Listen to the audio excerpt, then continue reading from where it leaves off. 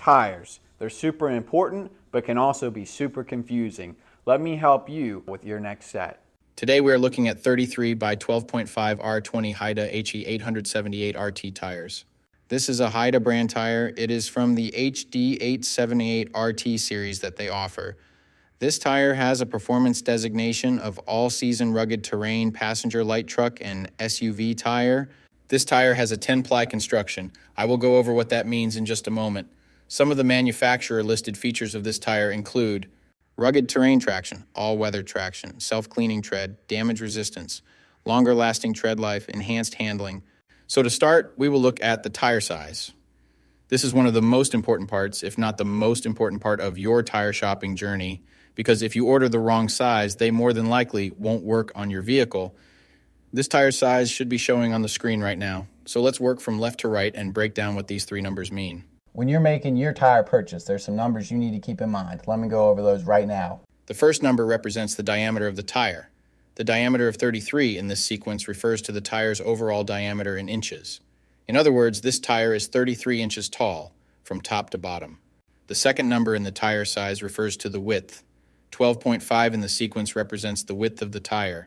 So in this case, when looking at the number 12.5 in this tire size, it means that the tire's width is 12.5 inches from side to side. The third and final number of your tire size refers to the rim size or diameter. 20 is the diameter of the rim this tire will go on. The rim size of 20 in this scenario indicates that this particular tire would fit a rim with a 20-inch diameter. Keep in mind, this number is not negotiable. Unlike the first two numbers, you can't upsize and downsize this part. The only time this number will be different is if you are actually changing the size of your rim. So for example, if you find a fantastic deal on a set of 265/70 or 17 tires, you absolutely cannot use them in place of your current 265/70 or 16 tires, unless you are actually changing the rim size also from 16 to 17. Now, let's get into the other important info on a tire. Besides the three components that make up the tire size, the three other most important components are going to be the load index, speed rating, and ply rating or load range. You're probably thinking, am I back in math class? No. I'll tell you what each of the numbers on the sidewall means so you can make your best decision. So this is where it gets a little more tricky. These three components will sometimes require some additional research to know what your vehicle needs. So let's start with the ply rating / load range. These tires have a 10-ply construction. Each designation represents a different term when looking at a tire. This can directly affect things like max tire pressure and also plays a part in the next two numbers we are going to talk about. When in doubt of the rating your vehicle requires, in most cases it is safe to go with the same rating your vehicle currently has, as long as it was replaced with the correct spec of tire last time they were replaced. Now let's talk about the other two components, load index and speed rating. Next to your tire size, you will see a number and letter combination like 114Q.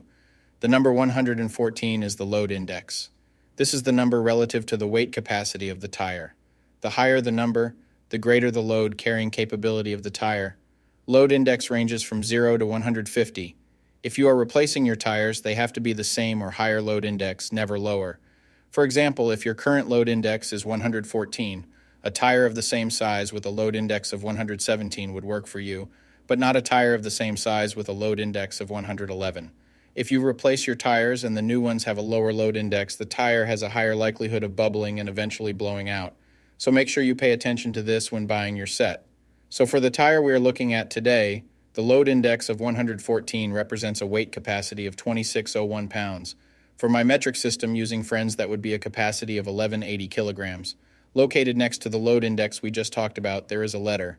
The letter Q is the speed rating for this tire. This is the maximum speed sustainable for the tire. Each letter has a corresponding speed rating approved by the Department of Transportation and the tire manufacturer. Alphabetically, the speed rating increases as the letters advance from A to Z, except for the letter H, which we'll explain in a minute. The most common speed ratings range from L, 75 miles per hour, to W, 168 miles per hour. High-performance racing tires speed rated 168 miles per hour or higher are marked ZR. Originally, tire speeds were just S, H, or V, S being the slowest, H being the middle, and V being the fastest. Over the years, as tire speeds have evolved, for whatever reason, H has always remained the same, 130 miles per hour. When Z-speed rated tires were first introduced, They were thought to reflect the highest tire speed rating that would ever be required in excess of 240 kilometers per hour or 149 miles per hour.